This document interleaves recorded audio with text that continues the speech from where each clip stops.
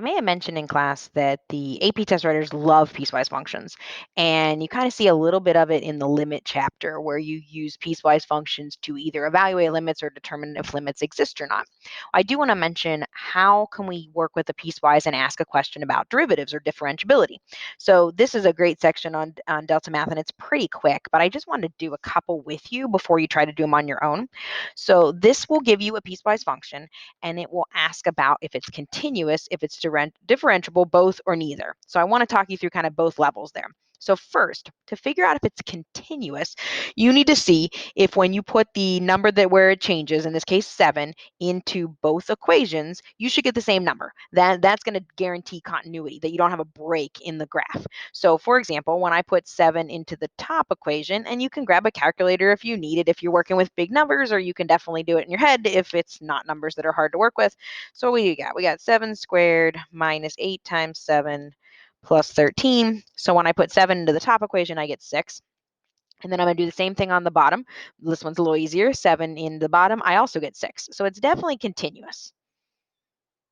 And that's something that you should be comfortable with prior to this chapter. Here's the new part. In order for it to be differentiable, it needs to be, the derivatives need to be the same at that 7 value. So not only do we need to have the original functions the same, the derivatives need to be the same. So it's very easy to check. You're going to take the derivative of the top line, so you get 2x minus 8. You're going to take the derivative of the bottom line, which is just 3. And then you're going to plug 7 in and see what you get.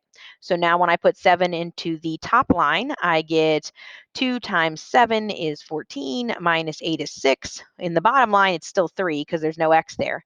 This means that it is not differentiable. So we really check that very similar in the way that we check continuity, but we just use the derivatives. So when you look at your choices here, we have a continuous function that is not differentiable. So your choice is the last one. It is continuous only.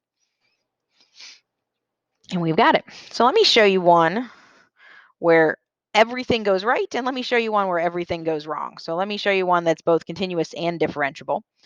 So here with this one, we are going to plug 6 into the original function. So when I plug 6 into the original function, I get 6 squared minus 3 times 6 plus 21, and I get 39. And then I'm going to put 6 into the bottom function, 9 times 6 minus 15, and I get 39, which tells me that yes, it is continuous because both sides, if you think of like using both hands, are going to have the same y value.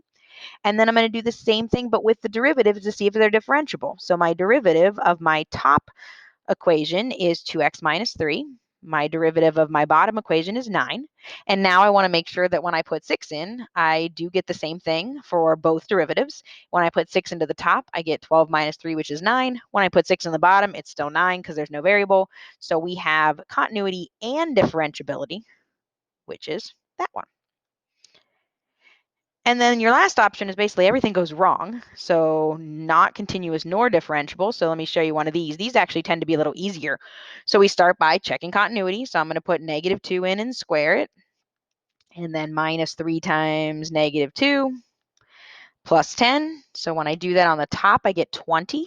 When I put negative 2 into the bottom, I get 22 minus 6, which is 16.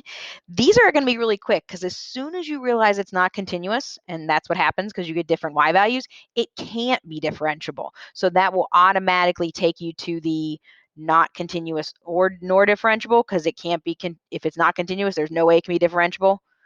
And we submit it. So I want to show you just a breakdown of that before we get into a couple more new rules. Hope that helps.